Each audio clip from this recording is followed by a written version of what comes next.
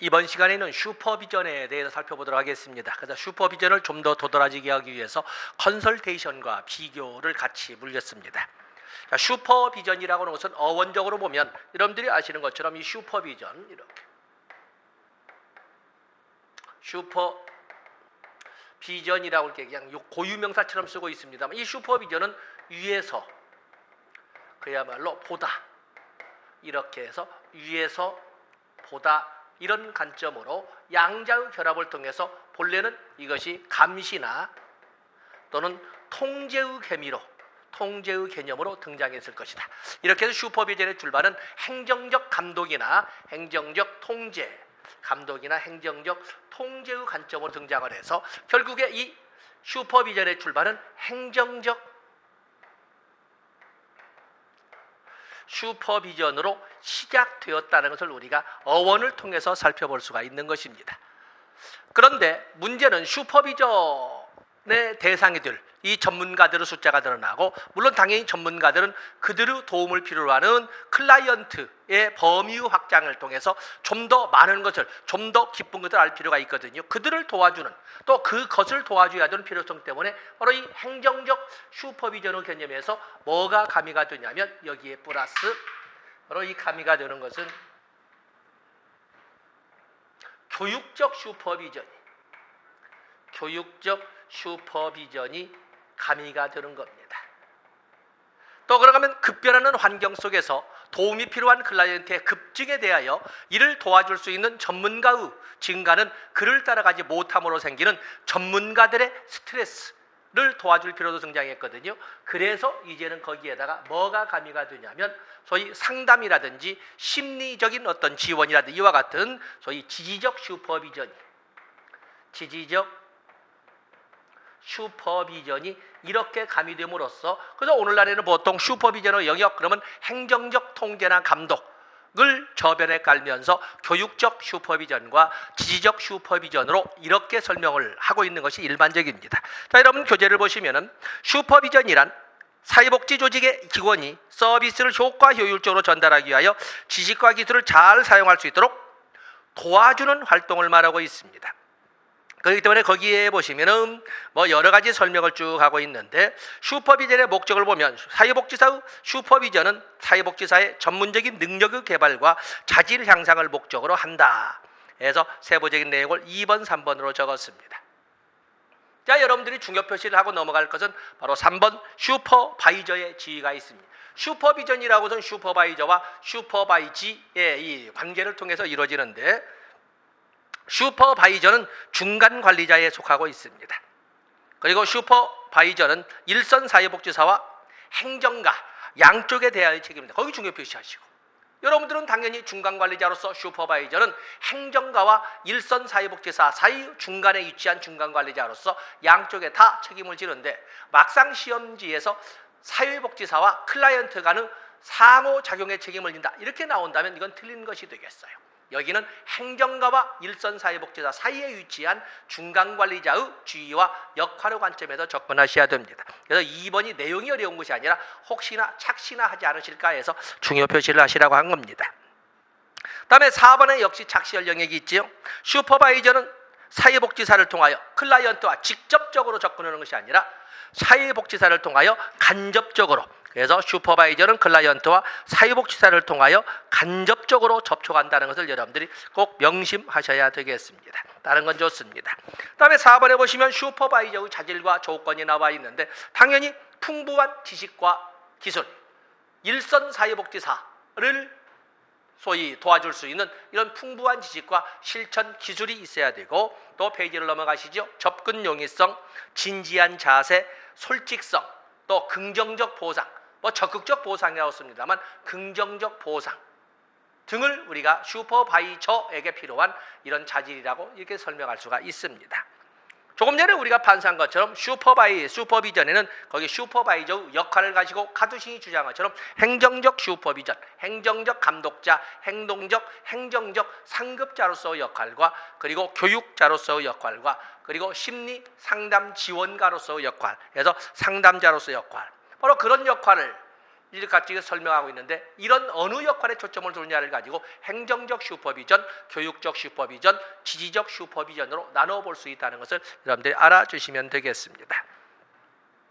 그다음에 슈퍼비전의 방법 모델이 이렇게 나와 있는데 뭐 드물게 나옵니다. 슈퍼비전의 방법 모델에는 개인 교사 1대1 관계 속에서 이끌어가는 개인 교사, 맞으면 거기 나오는 튜터처럼 개인 교사처럼 슈퍼비전을 하는 개인 교사 모델이 있고, 또 그러면 어떤 특정한 케이스를 어떤 사례를 중심으로 해서 슈퍼비전을 하는 케이스 상담의 방법도 있고, 집단 슈퍼비전이나 동료를 통해서 동료 집단을 통해서 도움을 받는 동료 집단 슈퍼비전도 있고, 또 그러면 직렬 두 일선 사회복지사가 대등한 관계에서 동등한 자격으로 서로 도움을 받고 도움을 제공하는 이런 직렬적 슈퍼비전도 있고, 아니면은 팀을 구성해서 다양한 영역의 전문가라고 할 수 있는 요즘 동료 집단 슈퍼비전과 유사합니다만은 다양한 성격을 가진 이 구성원들이 팀을 구성해서 서로 간의 슈퍼비전을 주고받는 이런 팀 슈퍼비전도 있다는 것을 서로 알아주시면 되겠습니다. 그다음에 집단 슈퍼비전의 개념은 여러분들이 보시면서 거기 보면은 2번에 집단 슈퍼비전에서 집단은 과제와 의제가 있는 구조화된 형성 집단이다. 자, 우리가 목적을 기준으로 해서 사회복지 실천의 집단을 나눠보면 목적도 없이 만나서 모여서 놀다 보니까 목적이 생기는, 목적이 후순위로 만들어지는 것은 자연집단이라고 그러고, 처음부터 목적을 설정한 다음에 그 목적 달성을 위해서 만들어진 집단은 형성집단이라고 합니다. 형성집단에는 그 목적을 집단의 과업안세에 두는 과업집단과 집단 구성원들의 문제 해결이나 욕구 충족에 두는 치료집단이 있습니다. 어쨌든 목적을 어디다 두든지 간에 집단 슈퍼비전에서의 집단은 형성집단임을 분명합니다. 어떠한 목적을 설정하고 그 목적 달성을 위해서 만들어진 집단에 대하여 슈퍼비전을 하는 거거든요. 그래서 여기 집단 슈퍼비전에서의 집단은 뚜렷한 과제나 의제나 목적이 있는 형성집단임을 우리가 명심해야 된다는 것을 해서 쭉 정리를 했습니다. 다음에 3번에 보시면 집단 슈퍼비전에서 집단은 기관의 행정적 후원으로 조직이 된다. 또 4번에 집단 슈퍼비전의 궁극적인 목표는 모든 슈퍼비전의 궁극적 목표과 같다. 자, 이런 말들을 우리가 그래서 집단 슈퍼비전의 개념을 가지고 이게 정리를 했습니다.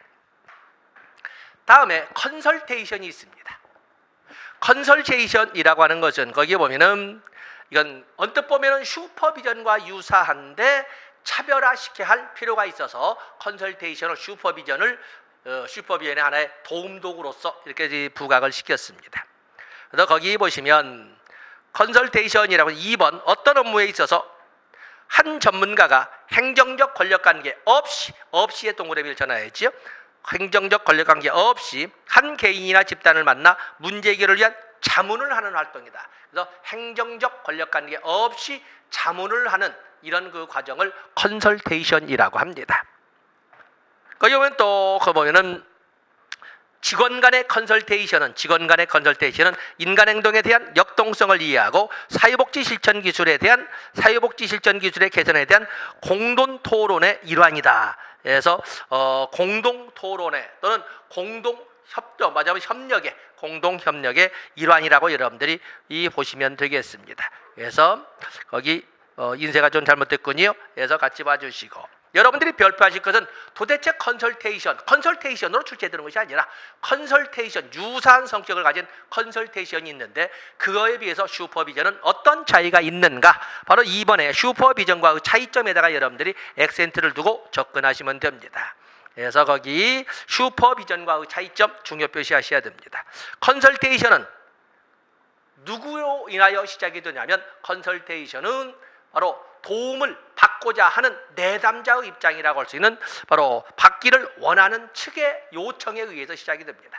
그러나 슈퍼비전은 바로 행정적 감독이나 행정적 통제나 교육이나 또는 심리치료와 같은 상담이나 이걸 이끌어가고자 하는 슈퍼바이저에 의해서 시작된다는 점이 다릅니다. 그래서 이 주도가 누구에 의해서 주도된다?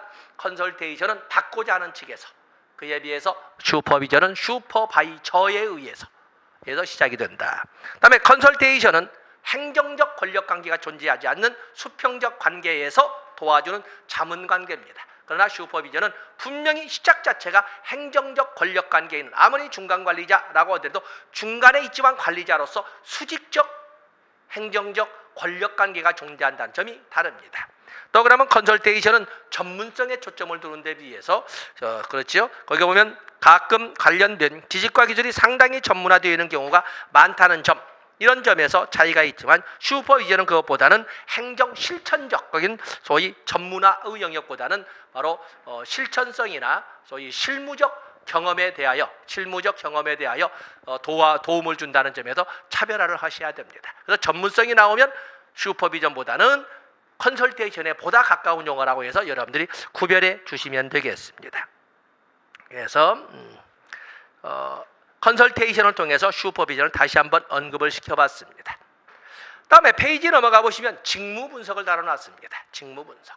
직무 분석이라고 하는 것은 직무에 관련된 사항, 즉 직무가 어떠한 내용으로 구성되어 있는지, 그리고 그에 대하여 직무 담당자는 어떠한 자질이나 어떠한 것들을 갖추고 있어야 하는지를 분석하는 것을 직무 분석이라고 합니다. 그래서 우리가 직무 분석을 보시면 직무 분석의 결과는 직무에 관련된 말 그대로 직무 그 자체에 대한 분석 아니겠습니까? 이 직무 자체에 대한 분석은 두 가지로 보고서가 나오게 되는데, 하나는 직무기술서.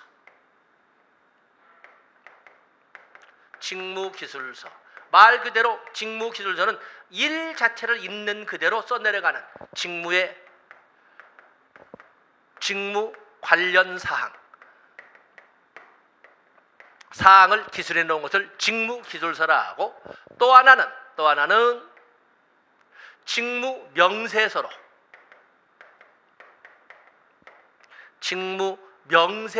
이 직무 분석 결과가 나오게 되는데, 이것은 담당자의 요건, 담당자가 어느 정도 학력이 필요한지, 어느 정도의 정규 교육을 받아야 되는지, 어떤 자격이나 면허를 가져야 되는지, 어느 정도의 육체활동 수준이나 기능을 갖춰야 되는지, 이런 등등 업무자가 갖춰야 될 내용을 정리해 놓은 것은 직무명세서라고 하는 것입니다. 그렇기 때문에 이 직무 분석은 직무기술서라는 직무 관련 사항에 대한 설명서와, 그리고 직무 담당자가 갖춰야 할 요건을 정리해 놓은 직무명세서로 나오게 되는데, 이걸 바탕으로 해서 바로 직무평가가 이루어지게 되는 겁니다. 직무평가. 그리고 이 직무평가에 의해서 소위 임금 인상이라든지, 요즘은 소위 성과급에 대한 반영 문제를 가지고 공직사회가 왔다 갔다 하고 있습니다만은, 바로 이제 이런 문제가 등장을 합니다. 그거 볼까요? 직무 분석은 각 직무에 관한 모든 사실을 발견하여 기술하는 절차이다. 직무 분석은 직무에 관련된 모든 정보를, 직무에 관련된 소위 과업 중심의 과업 요건에 관련된, 또 직무를 담당하는 담당자의 구비 요건에 대하여 정리한, 체계적으로 수집 분석 정리하는 것을 말한다. 그래서 거기 보시면 쭉 나와 있지요.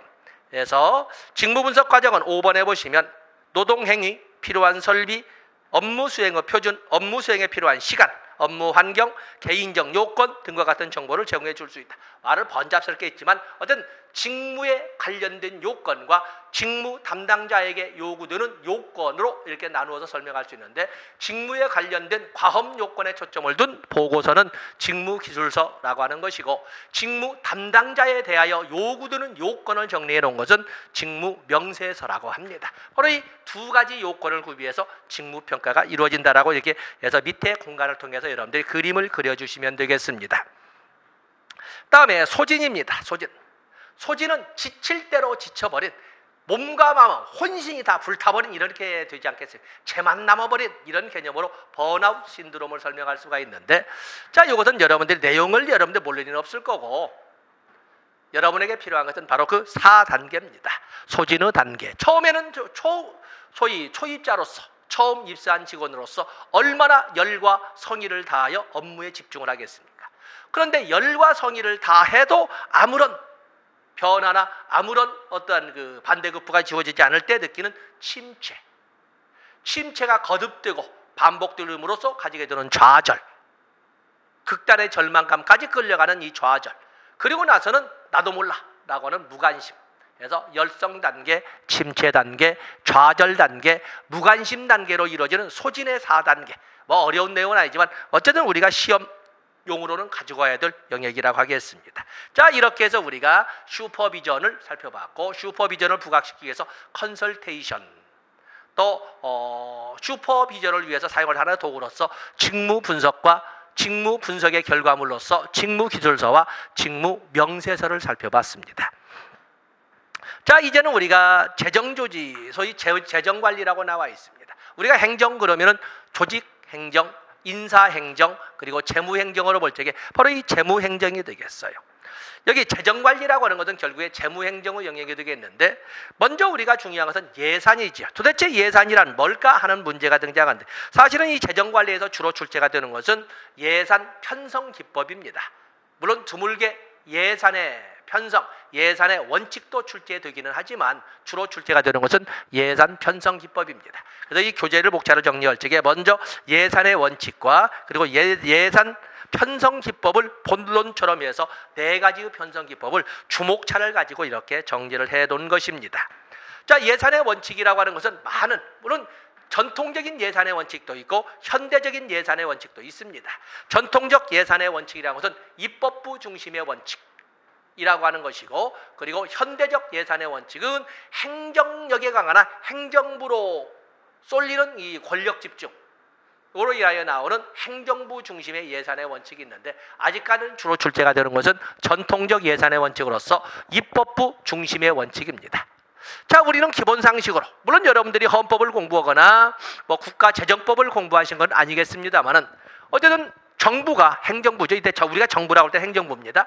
행정부가 예산안을 편성하여 적어도 휴게 개시년도 90일 전까지는 국회에 이송하여야 합니다. 그러면 국회는 휴게년도 개시 30일 전까지는, 30일 전, 그러니까 12월 1일 24시까지는 예산안을 심의 의결하여야 합니다. 그리고 나서 정부로 넘기면 정부가 그 예산안을 집행하고 나중에 결산하고 결산 보고서를 소위 감사원과 국회를 통해서 확인받게 되는 거거든요.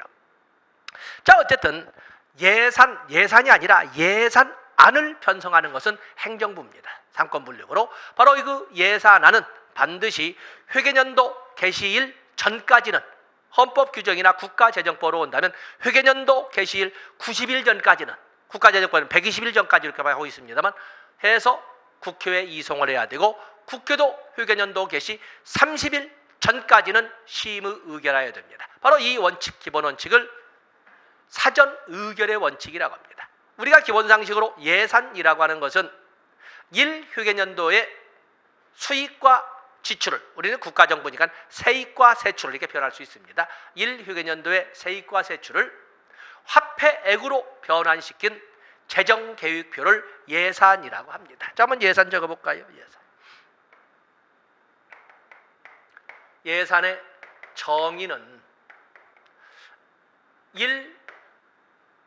1휴게년도의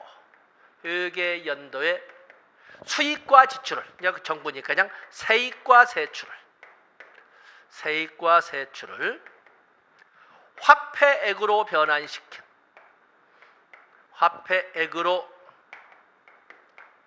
변환시킨 줄 바꿔서 재정계획을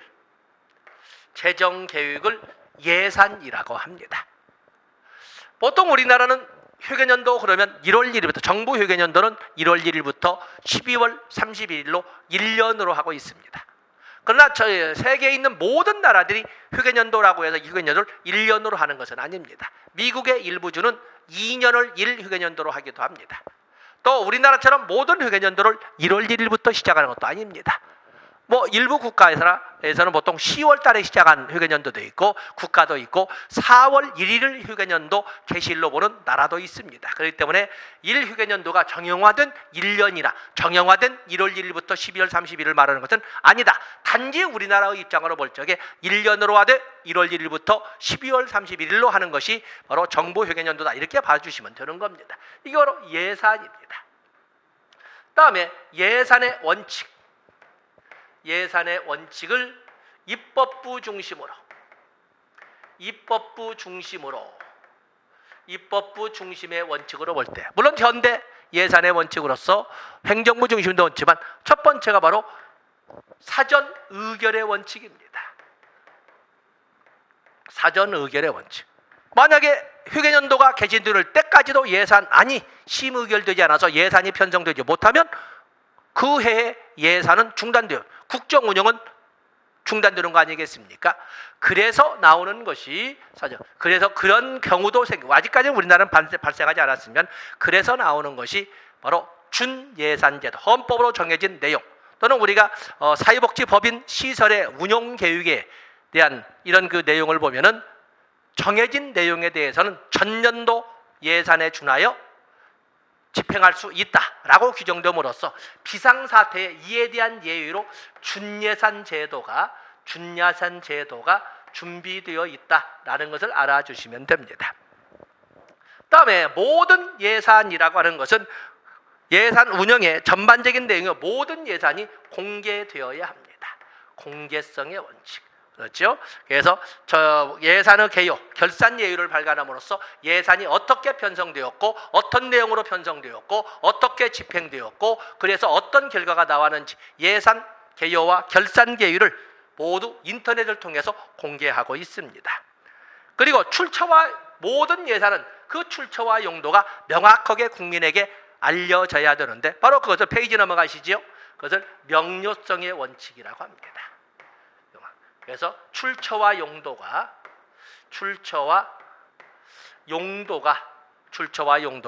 명확하게, 출처와 용도가 명시되어야 합니다. 어떻게 해서 생긴 돈이고 어떠한 과정을 통해서 사용이 되는지 출처와 용도가 명시되어야 한다는 것을 명료성의 원칙이라고 합니다.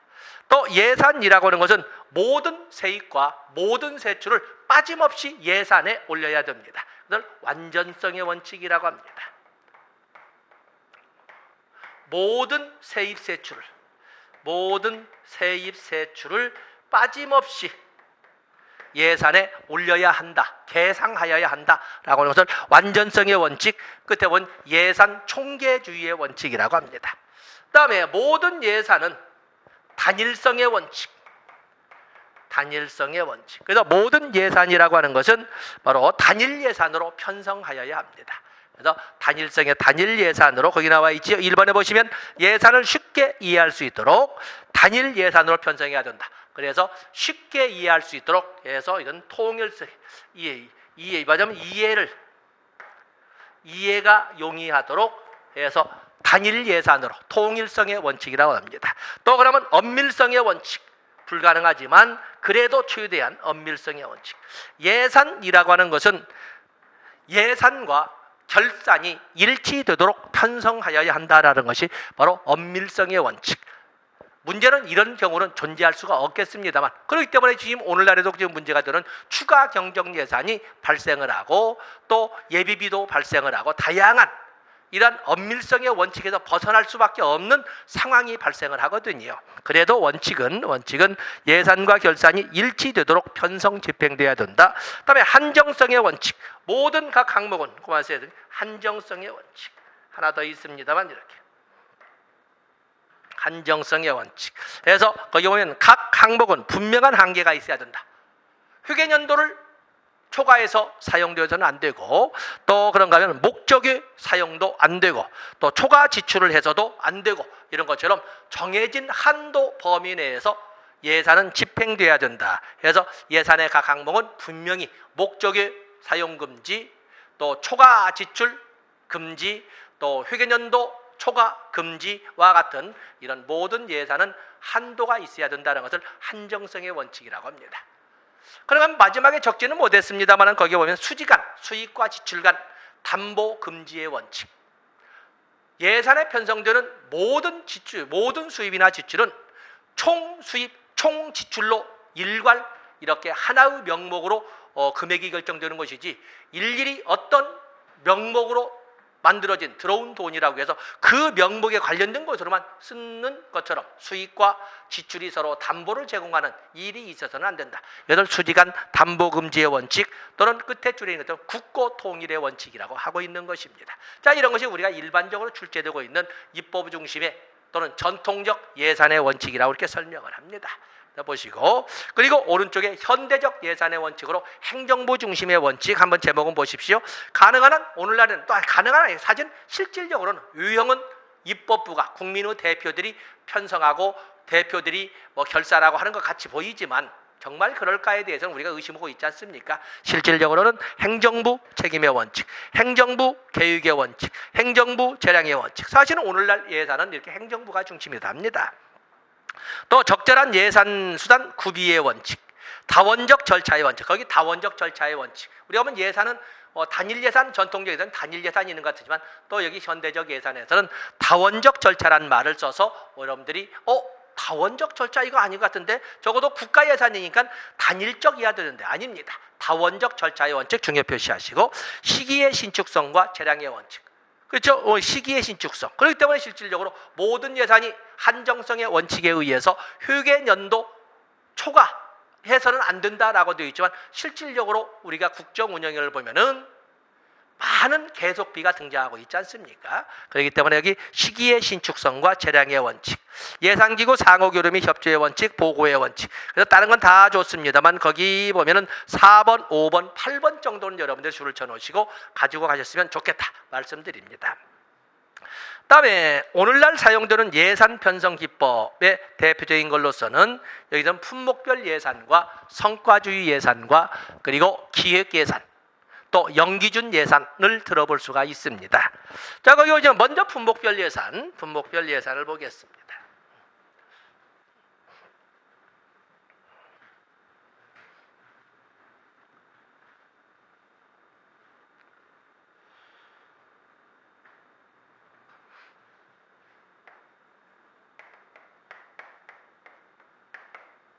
예산 편성 기법에서 첫 번째가 바로 품목별 예산 또는 항목별 예산. 그냥 항목별 예산이라고 좀 바꿔서 볼까요? 항목별 예산, LIBS, 라인 아이템 버제트 시스템이라고 해서 항목별 예산, 품목별 예산 그러는데 여기는 지출 항목,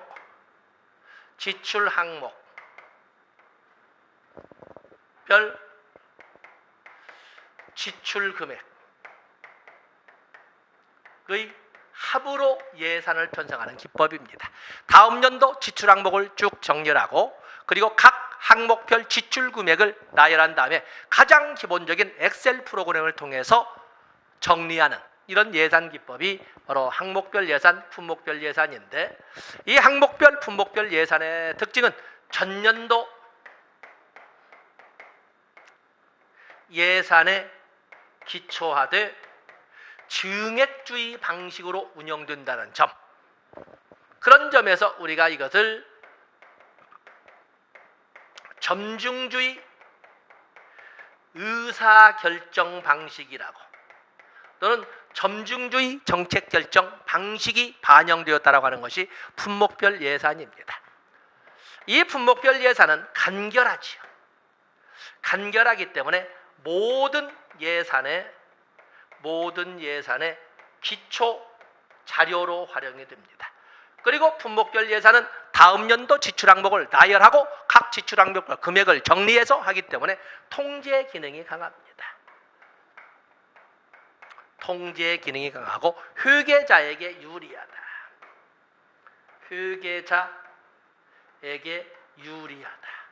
그런데 정해진 항목 범위 내에서 정해진 금액 범위로만 쓰라라고 하기 때문에 너무 경직적이다. 신축성이 없다.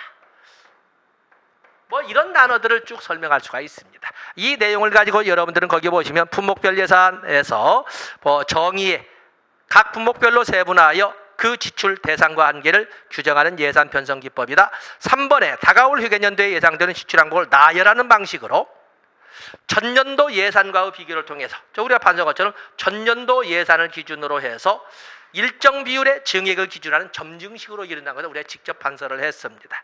통제 기능이 강하다. 전년도 예산을 바탕으로 한다. 또 4번에 회계자에게 유리하다. 또 3번에 예산 통제가 용이하다. 뭐 똑같은 말을 계속 반복을 했습니다. 페이지를 넘어가 보시면 단점은 정해진 항목으로만, 정해진 금액 범위 내에서만 쓰도록 하다 보니까 신축성에 제외된다. 많은 이런 단점이 있지만 어쨌든 이런 정도는 여러분들이 가지고 가셔야 되겠습니다. 다음에 성과주의 예산. 성과주의 예산, 퍼포먼스 버제트 시스템이라고 하는데, 성과주의 예산은 사업을 세분화하여, 지면상 더 이상 못 쓰냐, 사업을 여러 프로그램을 또 세부 프로그램으로, 각각의 세부 프로그램을 아주 하나의 구체적인 프로젝트로 최대한 세분화하여 현장 조직별 또는 말단 조직별 성과 측정에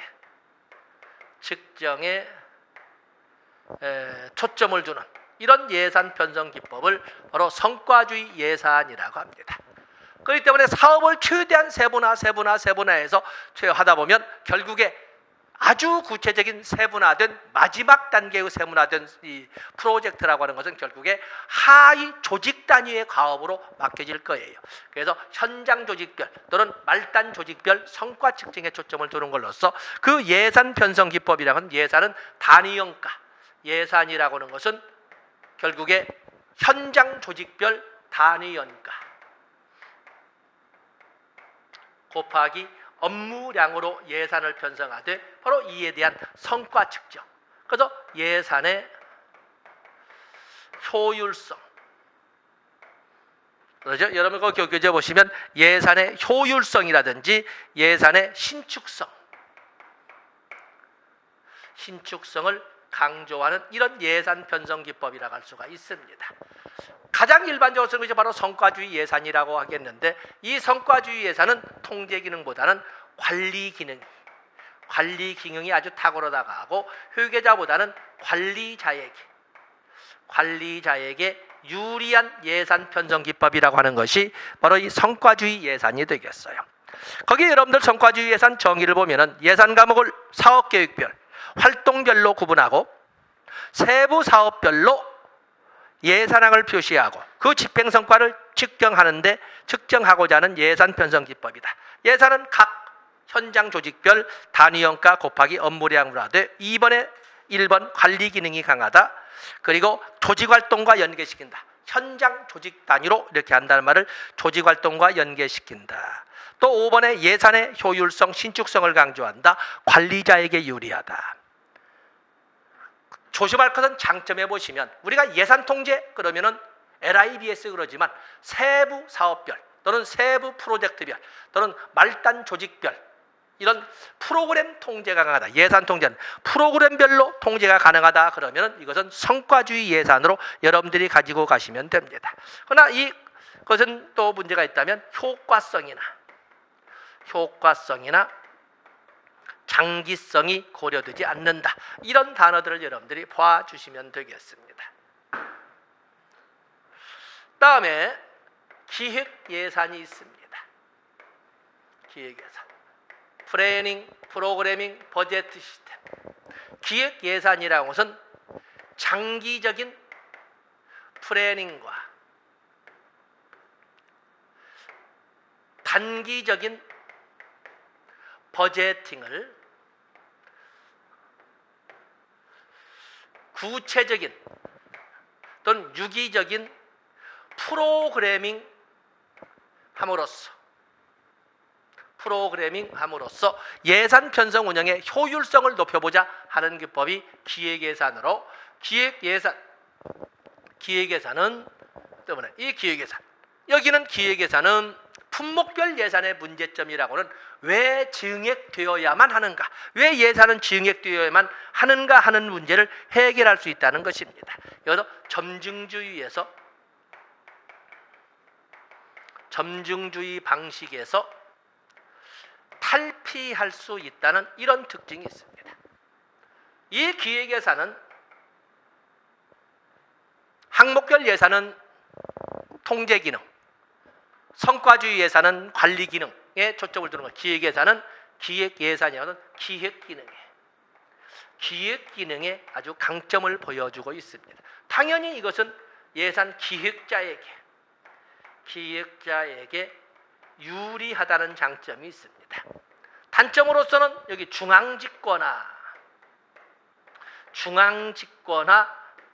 이런 우려. 그렇기 때문에 우리가 일선 현장을 강조하는 사회복지 실천 현장에서는 이 기획예산을 사용하는 데는 한계가 있다라고 이렇게 설명할 수가 있습니다. 또 그런가 하면은 여기는 또 중앙집권화 우려가 있고 너무나 지나친 결과를 강조함으로써 과정이 경시되는 이런 문제점을 찾아볼 수 있는 것이 기획예산이 되겠습니다. 여러분 거기 교재를 보시면 기획예산은 1번에 1번 계획 중심의 예산으로 장기적인 계획과 단기적인 예산을 유기적으로 연관시켜 프로그래밍함으로써 거기 의사결정을 합리적으로 하려는 제도이다. 똑같은 말을 2번에 적었습니다.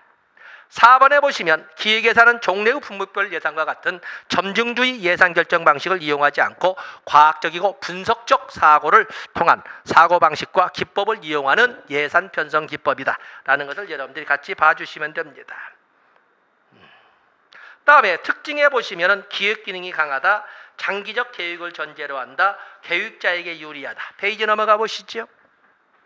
똑같은 말 하면 단점이 있습니다.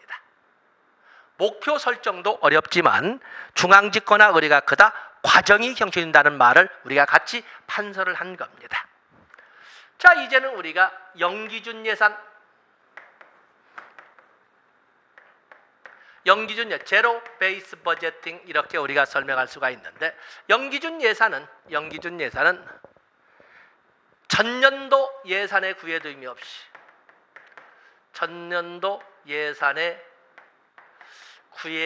없이 줄 바꿔서 매년 새롭게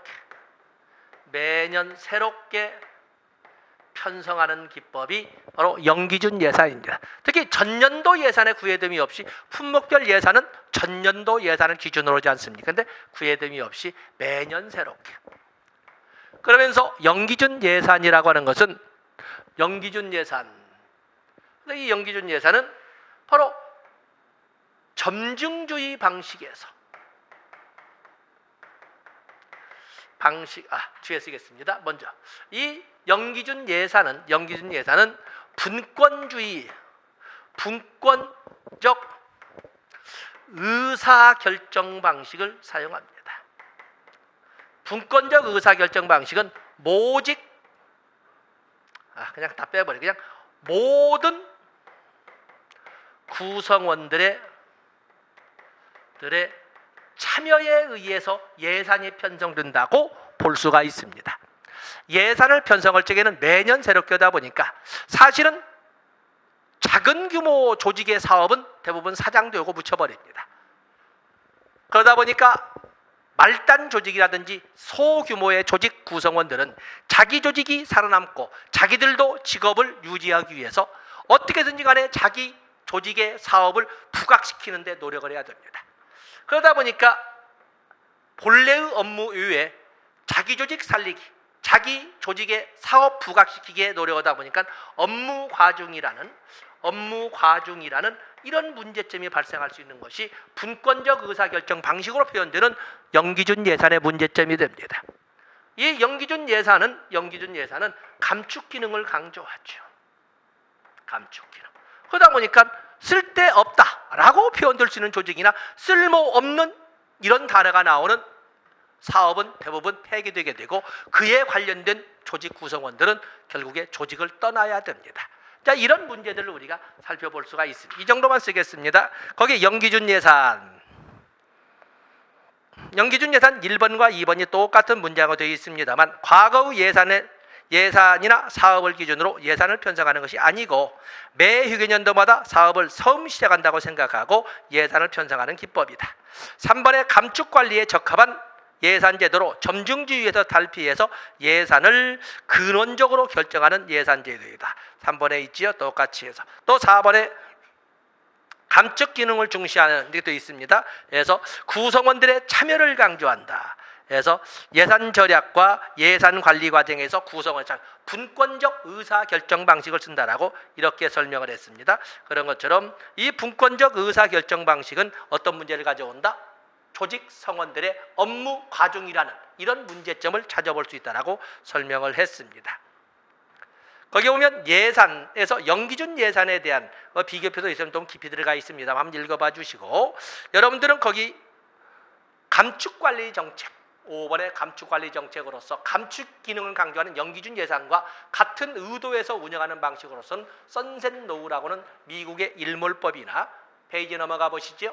또 그러면 오바마 대통령 때도 적용되었던 시퀘스터나 또는 재정절벽의 문제나 이런 문제들이 바로 오늘날 현대 미국에서만 있었던 것이 아니라 우리에게도 밀어닥치고 있는 이런 문제라고.